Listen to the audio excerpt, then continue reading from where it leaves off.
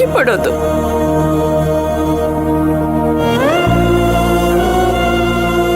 Ma'am, ನೀನ್ ಯಾವ್ದೋ ಕಲ್ಪನೆಯಲ್ಲಿದ್ಯಾ? ಅವನಿಗೆ ಪ್ರಜ್ಞೆ ಇದ್ದಿದ್ರೆ ನೀನ್ ಹೀಗ್ ಪಕ್ಕ ಕೂತ್ಕೊಂಡು ಆರೈಕೆ ಮಾಡಕ್ಕಾಗ್ತಿತ್ತ? ಯೋಚನೆ ಮಾಡು.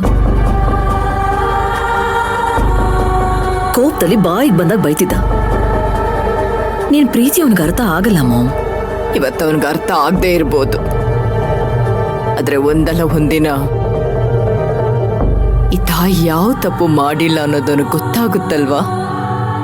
ಅವತ್ತು ಅಮ್ಮ ನನ್ನ ತಪ್ಪು ಮಾಡ್ದೆ ಅಂತ ನನ್ನ ಹತ್ರ ಬರ್ತಾನಲ್ವಾ, ಆ ದಿನಕ್ಕೋಸ್ಕರ ಈ ಪ್ರಾಣನಿಟ್ಕೊಂಡು ಕಾಯ್ತಾ ಇದ್ದೀನಿ.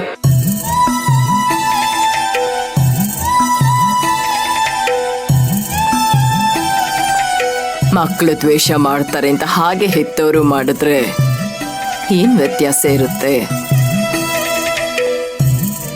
ಮಕ್ಕಳು ತಪ್ಪಾರಿಗೆ ಹೋಗದೆ ಇರೋ ಹಾಗೆ ತಡೆಯೋದು ನಮ್ ಕರ್ತವ್ಯ. ಅದನ್ನ ಮೀರಿ ಅವ್ರು ಹೋದಾಗ ದಂಡಿಸ್ಬೇಕಾಗುತ್ತೆ.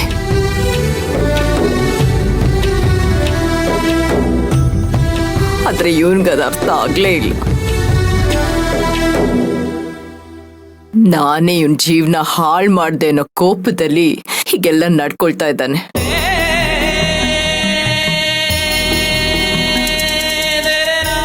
ಆದ್ರೆ ನಾನ್ ಯಾವತ್ತೂ ಹಾಗೆ ಮಾಡಲ್ಲ.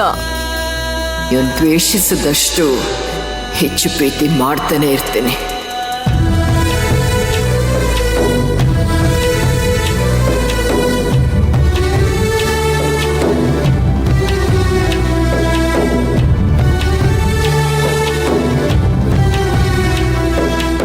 ನೀ ಹೇಳಿ ಸರಿ ರಾಜೇಶ್ವರಿ. ದೇವಾನ್ ದೇವತೆಗಳೇ ತಾಯಿ ಪ್ರೀತಿಗೆ ತಲೆಬಾಗಿರುವಾಗ ಇವನ್ ಸೋಲ್ದೆ ಇರ್ತಾನ? ಖಂಡಿತವಾಗ್ಲೂ ನೀನು ಒಪ್ಕೊಳ್ಳೋ ದಿವಸ ಬಂದೇ ಬರುತ್ತೆ. ಅಷ್ಟೇ ಚಂದ್ರು ನಾನು ಬಯಸೋದು. ಇವತ್ ನಾನು ಏನೇ ಸಂಪಾದನೆ ಮಾಡಿದ್ರು ಅದು ನನ್ನ ಮಗನ್ಗೋಸ್ಕರ.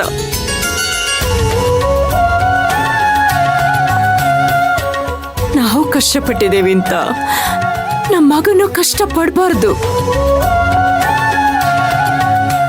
ಇವನು ರಾಜನಾಗೇ ಇರ್ಬೇಕು,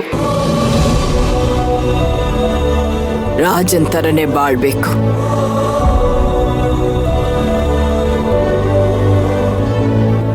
ಅಷ್ಟೇ ನನ್ನ ಆಸೆ.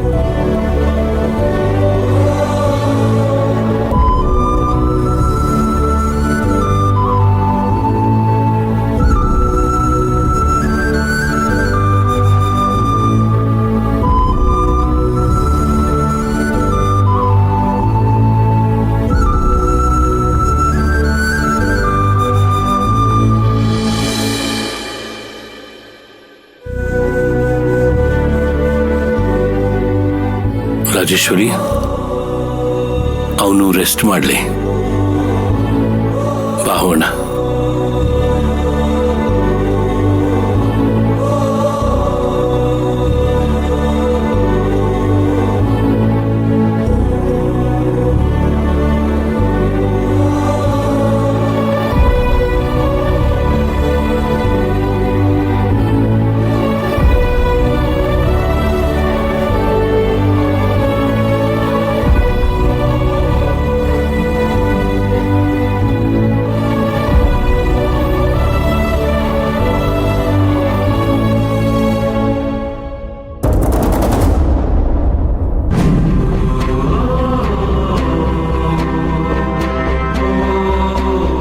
ರಾಜೇಶ್ವರಿ, ಡಾಕ್ಟರ್ ಹೇಳಿದಾರಲ್ವಾ ತಾರಕ್ ಬೇಗ ಗುಣ ಆಗ್ತಾನೆ ಅಂತ.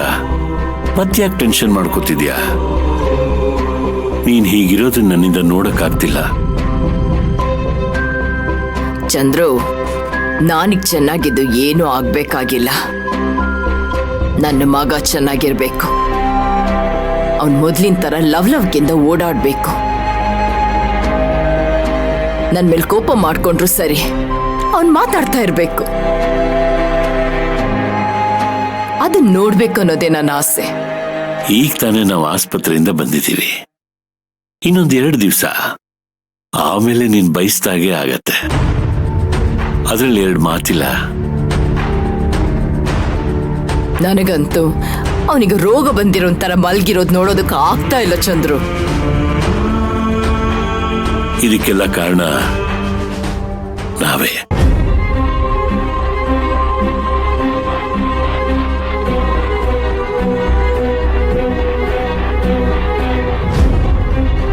ಅವನು ಕುಡಿಯೋದಕ್ಕೆ ಶುರು ಮಾಡಿದಾಗ ನಾವು ಅಲ್ಲೇ ತಡಿಬೇಕಾಗಿತ್ತು. ಸಮಸ್ಯೆನ ಸಣ್ಣದ್ರಲ್ಲೇ ಚೂಟ್ ಹಾಕಿದ್ರೆ ಇವತ್ತು ನಾವು ಅವನ್ನ ಈ ಸ್ಥಿತಿಲಿ ನೋಡೋ ಆಗಿರ್ಲಿಲ್ಲ. ಅವನೇನೋ ಮಾಡ್ಕೊಳ್ಳಿ, ಖುಷಿಯಾಗಿರ್ಲಿ ಅಂತ ಬಿಟ್ವಿ ನೋಡು, ಅದ್ರ ಪರಿಣಾಮನೇ ಇದು. ಹಾಗಾದ್ರೆ ಅವ್ನು ಕುಡಿಯೋದು ಬಿಟ್ಟಿರೋದ್ರಿಂದ ಇಷ್ಟೆಲ್ಲ ಆಗಿರೋದು ಅಂತ ಹೇಳ್ತಾ ಇದ್ದೀರಾ?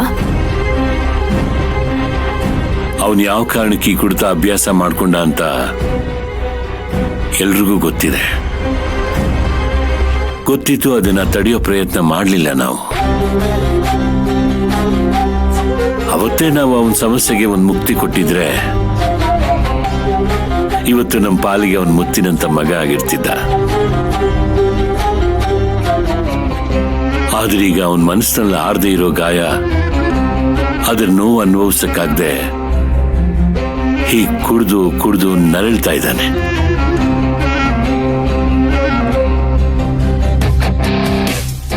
ಇದನ್ನ ನಾನ್ ನಂಬೋದಿಲ್ಲ ಚಂದ್ರು. ಅವನು ಕುಡಿಯುವಾಗ ತುಂಬಾ ಸಂತೋಷವಾಗಿದ್ದ. ಒಂದು ದಿನನೂ ಹಾಸ್ಪಿಟ್ಲು ಮುಖ ನೋಡ್ದವನಲ್ಲ. ಆ ಕೆಲಸದೋಳು ಯಾವತ್ತ ಅವನ ಜೀವನಕ್ಕೆ ಎಂಟ್ರಿ ಕೊಟ್ಲೋ ಅವತ್ತಿಂದ ಅವನ ಗ್ರಾಚಾರನೇ ಕೆಟ್ಟೋಯ್ತು. ಅಲ್ಲಿಂದನೇ ಅವನ ಜೀವನದಲ್ಲಿ ಏನೇನೋ ಆಗ್ತಾ ಇರೋದು. ನೀನ್ ಸುಮ್ಮನೆ ಇದರಲ್ಲಿ ಮಯೂರಿನ ಇನ್ವಾಲ್ವ್ ಮಾಡ್ತಿದೀಯ. ಅವ್ಳು ಯಾವ ತಪ್ಪು ಮಾಡಿಲ್ಲ ಅಂತ ಹೇಳ್ತಿದ್ದೀನಲ್ಲ. ತಪ್ಪು ಮಾಡಿಲ್ಲ ಅಂತ ನೀವ್ ಹೇಳ್ಬೋದು, ಆದ್ರೆ ಆ ಕೆಲಸದವಳಿಂದಾನೆ ನನ್ನ ಮಗನ್ಗಿಂತ ಗತಿ ಬಂದಿರೋದು ಅಂತ ಖಂಡಿತವಾಗಿ ನಾನು ಹೇಳ್ತೀನಿ. ಸರಿ, ಅವಳಿಂದ ಏನೂ ಆಗಿಲ್ಲ ಅಂತ ನಿಮ್ ಮಾತನ್ನ ನಂಬ್ತೀನಿ. ಆದ್ರೆ ಈ ನಾಟ್ಯ ಔಷಧಿಯನ್ನ ನೆಪದಲ್ಲಿ ಅವನ್ಗೇನೋ ಕೊಟ್ಟಿರೋದ್ರಿಂದ ತಾನೇ ತಾರಕ್ಕೀಗ ಸಾವು ಬದುಕಿನ ನಡುವೆ ಹೋರಾಡಿ ಬಂದಿರೋದು.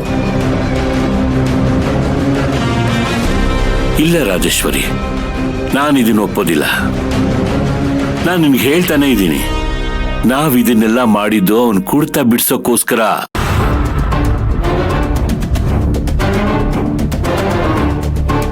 ಇನ್ಯಾಕೆ ಇದನ್ನ ನಂಬ್ತಾ ಇಲ್ಲ? ನೀವ್ ಹೇಗೆ ನನ್ನ ಮಾತನ್ನ ನಂಬ್ತಾ ಇಲ್ವೋ ಹಾಗೆ ನಾನ್ ನಿಮ್ ಮಾತನ್ನ ಹೇಗ್ ನಂಬ್ಲಿ ಚಂದ್ರು? ಇವತ್ತಿಗೆ ನನ್ನ ಮಗನ ಈ ಪರಿಸ್ಥಿತಿಗೆ ಆ ಕೆಲಸದೊಳಗೆ ಕೊಟ್ಟಿರೋ ಔಷಧಿನೇ ಕಾರಣ.